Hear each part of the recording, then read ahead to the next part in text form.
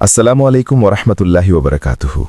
প্রিয় ভাই ও বোনেরা, আজ আমরা শুনব এমন এক যুবকের কাহিনী যে ছিল গুনাহে ডুবে থাকা এক পথভ্রষ্ট মানুষ, কিন্তু আল্লাহ তাআলা তাকে এমনভাবে হেদায়েত দিয়েছিলেন যে তার জীবন হয়ে ওঠে হাজারো মানুষের জন্য দৃষ্টান্ত। এই গল্পটি শুধু একটি গল্প নয়, এটি আমাদের সবার জীবনের একটি বাস্তব প্রতিচ্ছবি। তাহলে চলুন গল্পটি শুরু করি। সবাই শেষ পর্যন্ত দেখুন। হারানো পথের যাত্রী। মানুষের জীবন একটি দীর্ঘ সফর। কেউ আল্লাহর পথে চলে, কেউ আবার শয়তানের পথে, কিন্তু সবচেয়ে বড় সত্য হল আল্লাহর দরজা কখনো বন্ধ হয় না। এই কাহিনী এমন এক যুবকের যে ছিল গুনাহে ডুবে থাকা এক অন্ধকার মানুষ, কিন্তু আল্লাহ তাকে আলো দেখিয়েছিলেন, শৈশবের আলো। বাংলাদেশের এক ছোট শহরে জন্ম ইয়াসিন নামের এক ছেলের। তার বাবা ছিলেন একজন সৎ দোকানদার, আর মা ছিলেন পর্দাশীল, নামাজি, আল্লাহভীরু নারী। ইয়াসিন ছোটবেলায় খুব ভালো ছিল। মায়ের সাথে ফজরের নামাজ পড়ত, মাদ্রাসায় কোরআন পড়ত। মা তাকে কোলে নিয়ে বলতেন, বাবা, আল্লাহকে কখনো ভুলে যেও না, আল্লাহ ছাড়া কেউ তোমাকে বাঁচাতে পারবে না। ইয়াসিন তখন বলত, মা, আমি সব সময় নামাজ পড়ব। কিন্তু মানুষ জানে না ভবিষ্যৎ কি অপেক্ষা করছে। পথভ্রষ্টতার শুরু। যখন ইয়াসিন কৈশোরে পা দিল, তার জীবন বদলে গেল। স্কুলের বন্ধুরা তাকে নিয়ে গেল অন্য পথে। বন্ধুরা বলতো, নামাজ পড়ে কি হবে, জীবন তো একটাই। ইয়াসিন ধীরে ধীরে নামাজ ছাড়তে লাগল। মোবাইলে গেম, গান, মেয়েদের সাথে চ্যাট, এই ছিল তার দিন। মা যখন বলতেন, বাবা, নামাজ পড়ো, সে বিরক্ত হয়ে বলতো, মা, এখন পড়ব না, বড় হলে পড়ব। শয়তান তার কানে কানে বলতো, এখন তরুণ, পরে তওবা করলেই হবে। গুনাহের অন্ধকার। সময় যেতে লাগল। ইয়াসিন এখন জুমার নামাজও ছেড়ে দিতে লাগল। আজানের শব্দ শুনে মনে হতো বিরক্তি, কোরআনের কথা শুনলে হাসি পেত। তার হৃদয় কঠিন হয়ে যাচ্ছিল। গুনাহ তাকে আনন্দ দিত, আর ইবাদত তাকে কষ্ট দিত। একদিন তার মা কাঁদতে কাঁদতে বললেন, বাবা, তুমি যদি এভাবে চলো, আল্লাহ অসন্তুষ্ট হবেন। ইয়াসিন হেসে বলল, মা, আল্লাহ তো ক্ষমাশীল, তাই না? মা বললেন, হ্যাঁ, কিন্তু ইচ্ছা করে গুনাহ করলে আল্লাহ শাস্তি দেন। মৃত্যুর প্রথম ধাক্কা। একদিন হঠাৎ তার সবচেয়ে কাছের বন্ধু রাশেদ মারা গেল। সকালে তারা একসাথে চা খেয়েছিল। বিকেলে রাশেদ এক দুর্ঘটনায় মারা যায়। ইয়াসিন জানাজায় দাঁড়িয়ে কাঁপছিল। সে ভাবছিল, আজ যদি আমি মারা যেতাম, আমার কি আমল ছিল। কবরস্থানে মাটি দেওয়ার সময় তার হাত কাঁপছিল। সে প্রথমবার বুঝল মৃত্যু কত কাছে। ভয়ের স্বপ্ন। সেই রাতে ইয়াসিন একটি ভয়ঙ্কর স্বপ্ন দেখল। সে দেখল অন্ধকার কবর, চারদিকে আগুন, মানুষ চিৎকার করছে। ফেরেশতারা প্রশ্ন করছে, তোমার রব কে? সে উত্তর দিতে পারছে না, তার মুখ বন্ধ হয়ে যাচ্ছে। হঠাৎ সে চিৎকার করে ঘুম থেকে উঠে গেল। তার শরীর ঘামে ভিজে গেছে। সে ফিসফিস করে বলল, হে আল্লাহ, এটা কি আমার ভবিষ্যৎ? প্রথম কান্না। পরদিন সে মসজিদে গেল। অনেক বছর পর প্রথম নামাজ পড়ল। ইমাম সাহেব কোরআন তিলাওয়াত করছিলেন। হে আমার বান্দাগণ, যারা নিজেদের উপর জুলুম করেছ, আল্লাহর রহমত থেকে নিরাশ হও না। এই আয়াত তার হৃদয়ে তীরের মতো লাগল। সে কান্নায় ভেঙে পড়ল। নামাজ শেষে সে হাত তুলে বলল, হে আল্লাহ, আমি অনেক গুনাহ করেছি, আমাকে ক্ষমা করুন। এই ছিল তার জীবনের প্রথম সত্যিকারের তওবা। নতুন দিনের শুরু। সেদিন থেকে ইয়াসিন বদলাতে শুরু করল। ফজরের নামাজ পড়তে চেষ্টা করল, কোরআন পড়া শুরু করল। বন্ধুরা তাকে হাসত, তুই তো হুজুর হয়ে যাচ্ছিস। কিন্তু ইয়াসিন বলতো, আমি শুধু মানুষ হতে চাই।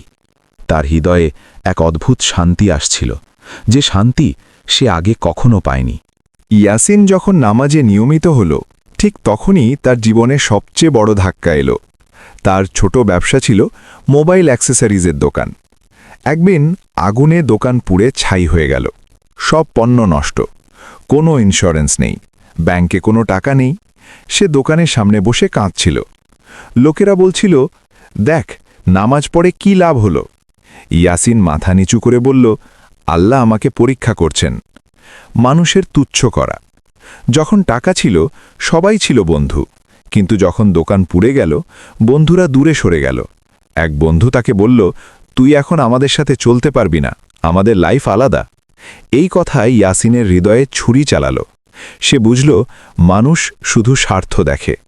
রাতে সে একা বসে কাঁদছিল।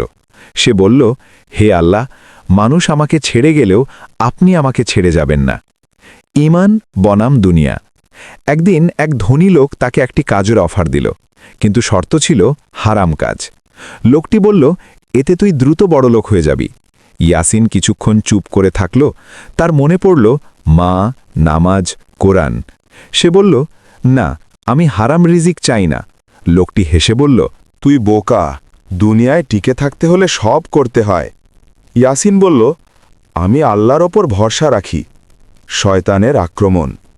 রাতে শয়তান তার মনে সন্দেহ ঢুকিয়ে দিল।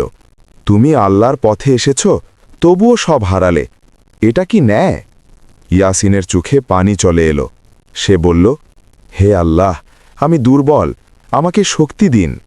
সে কুরআন খুলে পড়ল। নিশ্চয়ই কষ্টের সাথে রয়েছে স্বস্তি। এই আয়াত তাকে শক্তি দিল। ধৈর্যের পরীক্ষা। ইয়াসিন এখন দিনমজুরির কাজ করত, কখনো ইট বহন, কখনো দোকানে কাজ। লোকেরা তাকে দেখে হাসত, এই তো সেই ছেলে যে বড় ব্যবসায়ী ছিল। কিন্তু সে চুপচাপ কাজ করত। সে বলত, আল্লাহ যা চান তাই ভালো। প্রতিদিন ফজরের নামাজ পড়ে সে দোয়া করত, হে আল্লাহ, আমাকে ধৈর্য দিন। আল্লাহর গোপন রহমত। একদিন এক বৃদ্ধ মানুষ তার কাছে এসে বলল, বাবা, আমি ক্ষুধার্ত।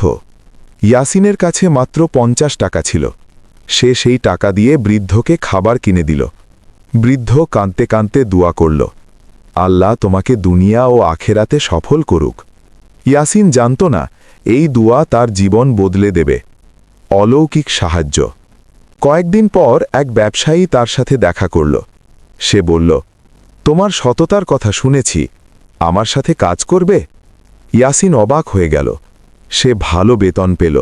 তার জীবন ধীরে ধীরে বদলাতে লাগল। সে বলল, আল্লাহ সত্যিই রিজিকদাতা। আলোর পথে দৃঢ়তা। এখন ইয়াসিন আগের চেয়ে বেশি ইবাদত করত। রাতে তাহাজ্জুদ পড়ত, কুরআন পড়ত। সে বলত, হে আল্লাহ, আমাকে কখনো পথভ্রষ্ট করবেন না। তার হৃদয় এখন আল্লাহর প্রেমে ভরে গেছে। ঈমানদার জীবনসঙ্গী। যখন ইয়াসিনের জীবন একটু স্থির হল, তার মা বললেন, বাবা, বিয়ে করো। একজন ভালো দিনদার স্ত্রী ঈমানের অর্ধেক। ইয়াসিন সম্মত হল। এক মসজিদের ইমামের মেয়েকে তার জন্য দেখা হল।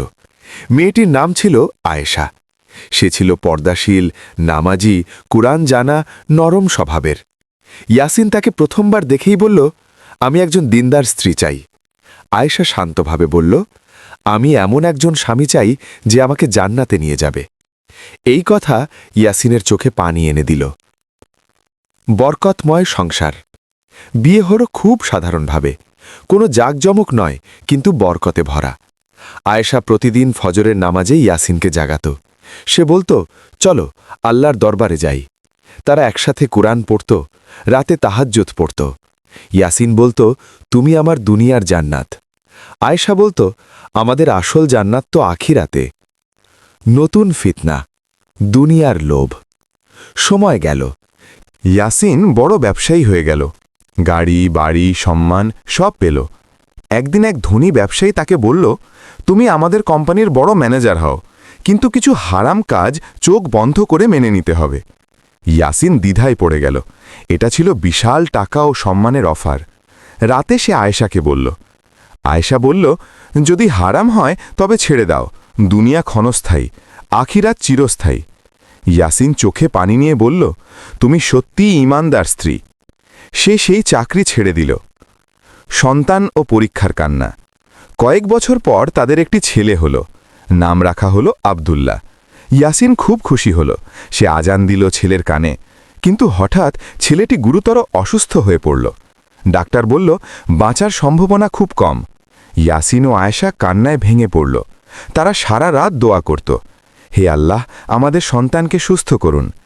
কয়েকদিন পর আল্লাহর রহমতে শিশুটি সুস্থ হল। ইয়াসিন বলল, এই সন্তান আল্লাহর আমানাত। দাওয়ার শুরু। ইয়াসিন এখন মানুষের জন্য কাজ করতে লাগল। মসজিদে যুবকদের নিয়ে ইসলামিক ক্লাস চালু করল। নামাজ, কুরআন, তওবার কথা বলত। লোকেরা বলতো এই লোকটা আগে কত খারাপ ছিল, এখন কত ভালো। ইয়াসিন বলতো আমার মতো গুনাহগারকেও আল্লাহ ক্ষমা করেছেন। নতুন বড় ফিতনা, অহংকার।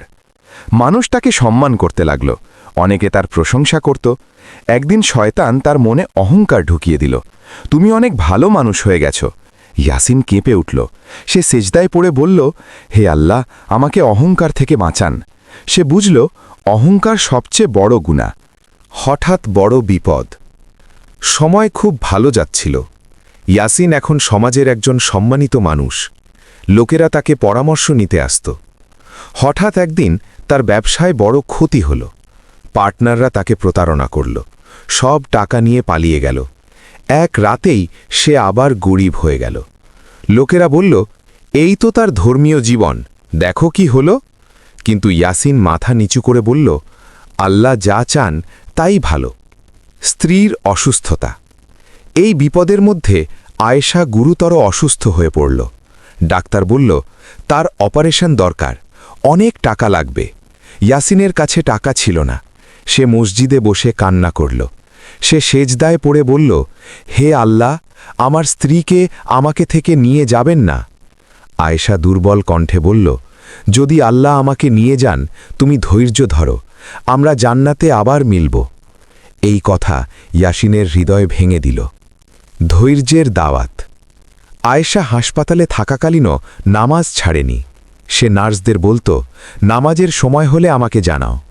একদিন সেই ইয়াসিনকে বলল, তুমি মানুষকে আল্লাহর পথে ডাকো, থেমে যেও না। ইয়াসিন কাঁদতে কাঁদতে বলল, তুমি আমাকে ছেড়ে গেলে আমি কি করব? হঠাৎ বড় বিপদ। সময় খুব ভালো যাচ্ছিল। ইয়াসিন এখন সমাজের একজন সম্মানিত মানুষ। লোকেরা তাকে পরামর্শ নিতে আসত। হঠাৎ একদিন তার ব্যবসায় বড় ক্ষতি হল। পার্টনাররা তাকে প্রতারণা করল, সব টাকা নিয়ে পালিয়ে গেল। এক রাতেই সে আবার গরিব হয়ে গেল। লোকেরা বলল, এই তো তার ধর্মীয় জীবন, দেখো কি হল। কিন্তু ইয়াসিন মাথা নিচু করে বলল, আল্লাহ যা চান তাই ভালো। স্ত্রীর অসুস্থতা। এই বিপদের মধ্যে আয়েশা গুরুতর অসুস্থ হয়ে পড়ল। ডাক্তার বলল তার অপারেশন দরকার, অনেক টাকা লাগবে। ইয়াসিনের কাছে টাকা ছিল না। সে মসজিদে বসে কান্না করল। সে সেজদায় পড়ে বলল, হে আল্লাহ, আমার স্ত্রীকে আমাকে থেকে নিয়ে যাবেন না।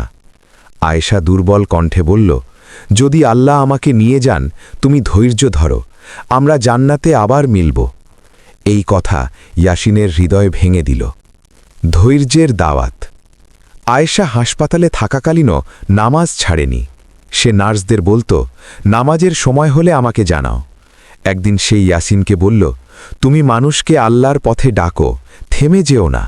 ইয়াসিন কাঁদতে কাঁদতে বলল, তুমি আমাকে ছেড়ে গেলে আমি কি করব? আমরা অনেক কষ্ট করে আপনাদের জন্য এই সুন্দর ইসলামী ভিডিওগুলো তৈরি করে থাকি, যেন আপনারা উপকৃত হতে পারেন। তাই দয়া করে আমাদের চ্যানেলটি সাবস্ক্রাইব করে পাশে থাকা বেল আইকনটি চালু করে রাখুন, যাতে ভবিষ্যতে আরও সুন্দর সুন্দর ইসলামী ভিডিও আপনাদের কাছে পৌঁছে যায়। আপনাদের সমর্থনই আমাদের কাজ করার প্রেরণা। জাযাকাল্লাহু খায়রান।